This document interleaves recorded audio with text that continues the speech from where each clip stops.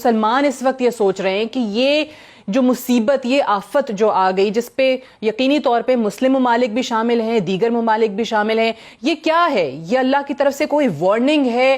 یہ ہمارے اعمال کی سزا ہے؟ کیا ہے مسلمانوں کے لیے؟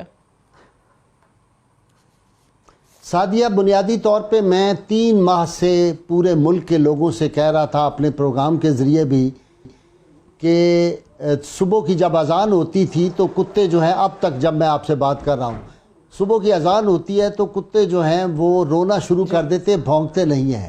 میں کہہ رہا تھا اور میں نے بعض اہل معرفت، اہل دل سے بات کی اور انہوں نے بھی کہا کہ یہ ایک وارننگ آ رہی ہے، کوئی عذاب ہم پہ آنے والا ہے۔ آپ تجربہ کر لیں، اسلام آباد میں بھی یہ بات۔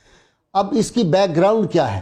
اس کی بیک گراؤنڈ یہ ہے کہ ایک حدیث قدسی اللہ تعالیٰ نے ارشاد فرمایا، من عاد علی ولی فقد آذنتہ بالحرب، جس نے میرے کسی ولی سے دشمنی کی، کسی میرے دوست کی شان میں گستاخی کی، اس کو میرا کھلا اعلان جنگ ہے۔ اللہ 2 باتوں پہ اعلان جنگ کرتا ہے، ایک سود کے کاروبار پہ، اور ایک اللہ تعالیٰ اگر کسی اس کے پیارے نبی کی، کسی صحابی کی، کسی ولی کی شان میں گستاخی کی جائے۔ پوری دنیا کو اس بات پہ غور کرنا چاہیے، اور میں یہ بتا دوں یہ عذاب اس وقت ختم نہیں ہوگا، یہ ڈیوائن اکاؤنٹیبلٹی شروع ہو چکی ہے۔ میں لوگوں سے کہتا تھا کہ ناموس رسالت کا جو مسئلہ ہے، حضور صلی اللہ علیہ وسلم کی عزت و ناموس کا جو مسئلہ ہے، یہ ہمارا ریڈ زون ہے، یہ ہمارا نو گو ایریا، اس میں جاؤ گے اللہ تعالیٰ سے جنگ کرو گے۔ جو لوگ گستاخ تھے رسول اللہ صلی اللہ علیہ وسلم کے، ان کو لوگوں نے جا کے آپ کو پتہ ہے بار میں ایوارڈ دیے۔ ایک تو ریزن اس کی سب سے بڑی یہ ہے کہ ہم اللہ تعالیٰ سے برسر پیکار، اللہ سے ہم نے جنگ شروع کر دی۔ دوسری بات جو ہے، جب ظلم ہوتا ہے اور مظلوموں کی آہیں عرش الہی پہ ڈائریکٹ جاتی ہیں۔ کشمیر پہ کتنے مہینوں سے لوگوں کو آپ نے بند کیا ہوا ہے، کشمیر میں مسلمانوں پہ کس طرح ظلم ہو رہا ہے۔ ہندوستان میں دلی میں مسلمانوں کی خون کی ہولی کھیلی گئی ہے، عورتوں کی عزتیں لوٹی گئی ہیں، معصوم بچوں کو قتل کیا گیا ہے، برما میں مسلمانوں کو قتل کیا گیا، فلسطین میں مسلمانوں کو قتل کیا گیا۔ پوری دنیا خاموش تھی، اور ان مظلوموں کی آہیں جب اوپر گئیں، وہ جب ارباں ان کی اوپر گئیں اور اللہ کی بارگاہ میں جا کے انہوں نے اپنا جو ان پہ ظلم ہوا تھا بیان کیا، تو یہ ڈیوائن اکاؤنٹیبلٹی شروع ہوئی ہے اللہ کی طرف سے۔ یہ عذاب کی ہوا چل رہی ہے، اور میں آپ سے عرض کروں جب تک دنیا توبہ نہیں کرے گی۔ ایک سوال، کیونکہ یہ آپ سے بات کرنے کا موقع ملا ہے تو میں چاہ رہی ہوں کہ بہت سارے سوال جو لوگوں کے ذہنوں میں ہے نا، وہ بھی آپ سے جانوں، کیونکہ ایک مسلمان کی حیثیت سے میں اور آپ، ہم اس چیز پر ایمان رکھتے ہیں، یا ہم اس چیز پر ہمارا عقیدہ ہے کہ ہمارے اعمال کی یہ سزا ہو سکتی ہے، یا اللہ تعالیٰ اپنے عذاب سے بچائے، آزمائش ہو سکتی ہے، جو بھی آپ اس کو نام دے لیں۔ لیکن پھر بڑے لوگ آپ سے سوشل میڈیا پر سوال کرتے نظر آئیں گے کہ اچھا اللہ کا عذاب ہے تو یہ تو پھر مسلمان جو ہیں وہ یقین کرتے ہیں، تو جو یہودیوں کے ساتھ ہو رہا ہے، عیسائیوں کے ساتھ ہو رہا ہے، ان کے لیے کیا ہے؟ وہ بھی تو ہیں، صرف مسلمان ممالک کے اندر تھوڑی ہی آیا۔ یہ سوال بڑا کامن ہے آج کل سوشل میڈیا پہ۔ نہیں، مسلمان، میں عرض کرتا ہوں مسلمان ممالک میں تو اتنا یہ عذاب نہیں آیا، یہ ان میں آیا ہے جو رحمت کونین صلی اللہ علیہ وسلم کو گالیاں دیتے، جو ان کے کارٹون بناتے تھے، جو قرآن حکیم کو جلاتے تھے، جو قرآن حکیم کی بے عزتی کرتے تھے، قرآن کی توہین کرتے تھے، یہ ان پہ عذاب آیا ہے۔ آپ دیکھیں شروع ہی وہاں سے ہوا ہے۔ یہ جو رحمت کونین صلی اللہ علیہ وسلم نے فرما دیا یہ چیزیں حلال ہیں اور یہ حرام ہیں، جنہوں نے وہ حرام چیزیں کھائیں، آپ دیکھیں اس کا رزلٹ کیا ہو رہا ہے۔ دنیا جو تھی وہ کہتی تھی حجاب لینا جو ہے یہ جرم بن گیا تھا، اب مردوں نے بھی دیکھے کیسے حجاب پہنے، سب نے چہرے اپنے ڈھانپ لیے، مردوں نے، عورتوں کی تو بات ہی الگ ہے۔ تو دنیا کو اس طرف آنا پڑے گا۔ اب سب کہتے ہیں کہ ہاتھ بار بار دھوئیں، اس وقت تو وضو کا مذاق اڑاتے تھے، اب کہا مسلم شاور بھی استعمال کرنا شروع کریں باتھ روموں کے اندر۔ تو اس طرف دنیا کو آنا پڑے گا۔ اور دوسری بات جو ہے، رحمت کونین صلی اللہ علیہ وسلم کا شہر پاک جو ہے مدینہ، وہ دارالشفا ہے، جو مکہ مکرمہ ہے وہ دارالشفا ہے۔ 15 مقامات حرم پاک میں ایسے ہیں جو دعا کی قبولیت کے ہیں۔ رسول اللہ صلی اللہ علیہ وسلم کے شہر پاک کی جو خاک پاک ہے وہ خاک شفا ہے۔ وبا پھوٹی تھی بخار کی، اور رحمت کونین صلی اللہ علیہ وسلم نے، حضور نے صحابہ اکرام کو فوری طور پہ حکم دیا کہ اپنے جسموں پہ یہ خاک جو ہے مدینہ کی ملو۔ وہ خاک شفا ہم نے بند کر دی، اس پہ ہم نے پکی سڑکیں بنا دی۔ وہ خاک شفا جو ہے اس کو دوبارہ نکالیں۔ جو آب شفا جن کنوؤں سے آپ صلی اللہ علیہ وسلم نے پانی پیا تھا، وہ کنویں جن سے 70 انبیاء کرام نے پانی پیا تھا، وہ شفا والے کنویں جو ہیں، وہ بیر علی جو ہے اس کو کھولیں۔ وہ سیدنا سلمان فارسی کے جو باغ کا کنواں ہے اس کو کھولیں، جن کنووں میں آپ صلی اللہ علیہ وسلم جا کے اپنے پائے اقدس جو تھے غازی صاحب یہ بڑی زبردست آپ نے بات کی. اوبیسلی ایک مسلمان جب وہ امیجز دیکھتا ہے تو بہت تکلیف ہوتی ہے، دل اداس ہوتا ہے جب واقعی آپ دیکھتے ہیں کہ اللہ تعالیٰ کا گھر بند ہو رہا ہے مسلمانوں کے لیے، در مصطفیٰ صلی اللہ علیہ وآلہ وسلم بند ہو رہا ہو.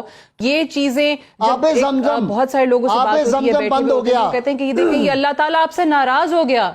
یہ لوگ کہتے ہیں دیکھیں اللہ ناراض ہو گیا، اللہ نے اپنا اور نبی کا گھر بند کر دیا. یہ کیا ہے؟ یہ بتائیے ذرا. یقیناً اللہ نے ناراض ہو کے بند نہیں کیا، ہم نے گھر بند کیا، اللہ اور ناراض ہو گیا. ہم اللہ سے جنگ میں ہیں. میں عرض کر رہا ہوں کہ صحابہ کرام کی قبروں کی، ابھی حضرت انس بن مالک کی قبر کی توہین ہوئی، آپ نے دیکھا لڑکوں نے جوگر پہن کے ڈانس کیا ان کی قبر کے اوپر. یہ تو حکم یہ تھا کہ کسی غیر مسلم کی قبر پہ بھی آپ نہیں رکھ سکتے. ایک صرف صحابی نے ٹیک لگائی تھی تو آپ صلی اللہ علیہ وسلم نے فرمایا تھا کہ اپنے بھائی کو اذیت نہ دو. دیکھیے یہ جو قبور مبارک تھی، یہ جو اللہ نے قرآن میں حکم دیا ہے کہ جب تم سے غلطی ہو جائیں، گناہ ہو جائیں تو تم اپنی خطاؤں کے لیے در مصطفیٰ پہ جاؤ، وہاں جا کے تم اللہ سے گزارش کرو گے، اللہ سے عرض کرو گے، دعا مانگو گے، اپنی توبہ کرو گے گناہوں کی، تو نبی کریم صلی اللہ علیہ وسلم تمہاری سفارش کریں گے. ہم نے رسول اللہ صلی اللہ علیہ وسلم کے دربار پہ جانا ہی بند کر دیا. ہم نے اللہ کا گھر، اگر اللہ کے گھر میں بھی ہمیں رحمتیں نہیں ملنی، جہاں دنیا میں سب سے زیادہ رحمتیں نازل ہوتی ہیں، آب زمزم شفا نہیں ہے؟ اللہ کے محبوب صلی اللہ علیہ وسلم فرمائے آب زمزم شفا ہے، اور ہم آب زمزم کو ہی بند کر دیں. ہمارے جو عقیدہ اور یقین تھا وہ کمزور ہو رہے ہیں، اس کی وجہ سے ہمیں. اور پوری دنیا جو ہے، آپ دیکھیں ٹرمپ نے کہا ہے کہ مذہبی کتابیں پڑھو، اپنے معبد خانوں میں جاؤ. چائنا والوں نے قرآن حکیم اب تقسیم کرنا شروع کر دیا سرکاری سطح پہ. جب جمعے کی نماز ہوتی ہے باہر قرآن پاک رکھ دیتے ہیں، مفت لیں آپ قرآن حکیم کو.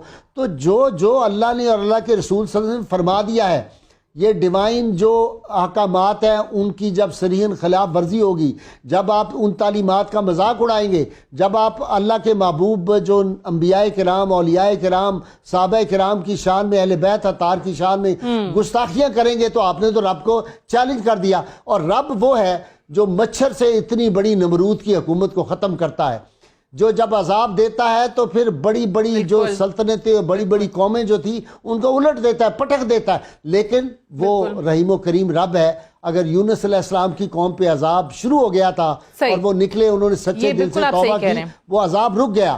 ہم پہ بھی آج عذاب رک جائے گا انشاءاللہ تعالی. توبہ کریں، یہ اجتماعی توبہ ہماری حکومت کو چاہیے. لیکن غازی صاحب انشاءاللہ تعالی یہ بھی بتائے گا کہ کچھ حکومتیں جو ہیں اور کچھ ڈاکٹرز جو ہیں وہ آتے ہیں، وہ کہتے ہیں حفاظتی تدابیر اختیار کریں، ہاتھ دھوئیں، ماسک پہنیں.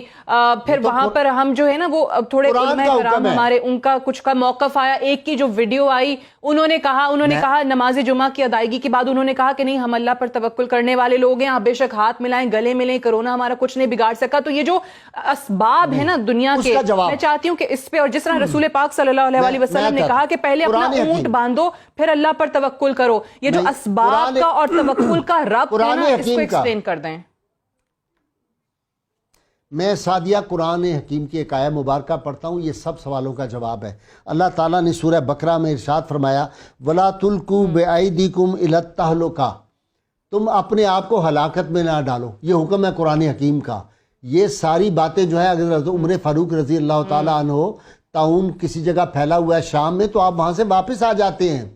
حالانکہ جلیل القدر صحابی جو ہیں وہ ان سے کہتے ہیں کہ جناب آپ کیوں نہیں وہاں پہ جا رہے، تو حضرت عمر واپس آ جاتے ہیں وہاں سے. گزارش یہ ہے کہ وہ بھی حضور صلی اللہ علیہ وسلم کا جو فرمان عالی شان تھا اس پہ ہم نے عمل نہیں کیا. تفتان میں جو لوگ تھے، آپ صلی اللہ علیہ وسلم کا ارشاد مبارک تھا، جہاں وبا پھوٹ جائے وہاں کے رہنے والے، وہاں کے لوگ دوسری علاقے میں نہ جائیں، ان کو نکلنے نہ دو، اور جو جہاں ہے وہ وہیں رک جائے، اور دوسرے لوگ اس علاقے میں نہ جائیں. ہم نے ایران سے جو لوگ آئے تھے ان کو ہم نے اندر اپنے ملک میں لے لیا. آپ نے دیکھا وہاں سے کیا، یہ بھی حضور صلی اللہ علیہ وسلم کے فرمان پاک کی جو نافرمانی ہوئی اس کے رزلٹ میں یہ ہے. اب بھی میں ایک بات حوصلے کی آپ کو عرض کر دوں کہ ایک یہ حدیث پاک ہے جو میں بیان کر رہا ہوں، اس کے راوی حضرت عبداللہ بن عمر ہیں. ایک فرشتے کو اللہ تعالیٰ نے بھیجا کہ جا کے فلاں بندے کو عذاب دو.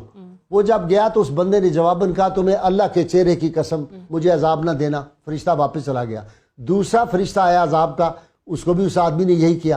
تیسرے کو اس نے کہا، اللہ کے چہرے کے واسطے، اللہ کے واسطے مجھے جو ہے وہ عذاب نہ دو، معاف کر دو. وہ فرشتہ جو تھا اس نے عذاب دے دیا. جب وہ آسمان کی طرف اڑنے لگا تو اس کے پر کٹ گئے, اس کے پر نہیں تھے, محو پرواز ہوا. اللہ کی بارگاہ میں عرض کیا یا اللہ یہ کیا ہوا؟ کہا میرے بندے نے تجھے میرے چہرے کا واسطہ دیا. میرے بندے جب مجھے کوئی اس طرح کا واسطہ دیتے ہیں تو میں تو ساری مخلوق کو بخش دیتا ہوں. اللہ تعالیٰ رحیم و کریم ہے.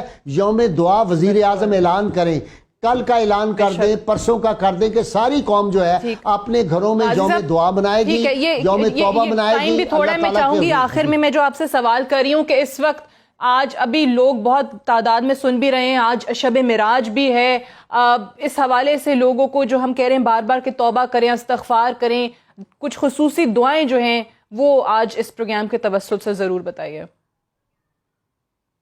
دیکھیں بسم اللہ الذی لا یضر مع اسمہ شیء فی الارض ولا فی السماء وہو السمیع العلیم, یہ بھی پڑھیں. لا الہ الا انت سبحانک انی کنت من الظالمین, یہ بھی پڑھیں. اور ربنا ظلمنا انفسنا وان لم تغفر لنا وترحمنا لنکونن من الخاسرین, یہ دعا بھی پڑھیں. بڑی آسان ایک دعا ہے, اللہم عافنی فی بدنی, اللہم عافنی فی بصری, اللہم عافنی فی سمعی. یہ دعا جو ہے لا الہ الا انت. اور اسی طرح اگر اور کوئی دعا بھی نہ آتی ہو تو اردو میں دعا مانگے, پنجابی میں دعا مانگے, اور دعا سے پہلے اور آخر میں درود پاک پڑھیں, باوضو ہو کے رہیں. میں آپ کو یقین دلاتا ہوں اگر یہ لوگ باوضو اپنے گھروں میں رہیں گے, باہر نہیں نکلیں گے اور یہ دعا مانگتے رہیں گے. اگر کسی کو قرآن حکیم نہیں آتا, قرآن حکیم کھول کے صرف اس کو دیکھتے رہیں, اس سے بھی برکات نصیب ہوں گی.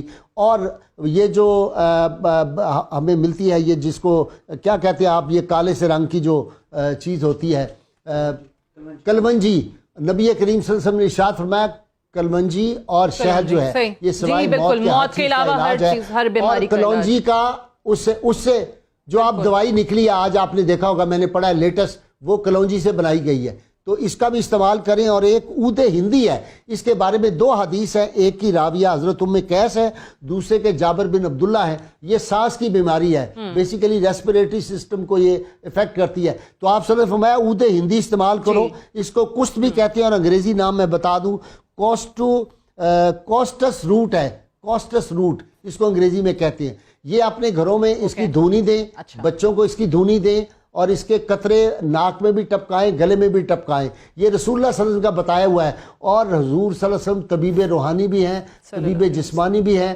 اس پہ عمل کریں گے انشاءاللہ تعالیٰ آپ کے گھروں میں یہ وبا جو ہے یہ بالکل نہیں آئے گی, آپ کو کوئی نقصان نہیں پہنچائے گی. باہر نہ نکلیں خدا کے لیے, لوگوں سے نہ گلے ملے, لوگوں سے نہ فی الحال مصافحہ کریں, اور حرمین شریفین کو کھول دیں. اللہ کے واسطے آب زمزم پوری دنیا کو جو تقسیم کریں, اور وہ جو خاک شفا ہے اور جو وہ آب شفا ہے اس کو عام کریں. اللہ تعالیٰ انشاءاللہ تعالیٰ اس مصیبت کو دور فرمائے گا. ہم اپنے گناہوں سے توبہ کریں. یہ تمام مسلمانوں کی دعا ہے, دل سے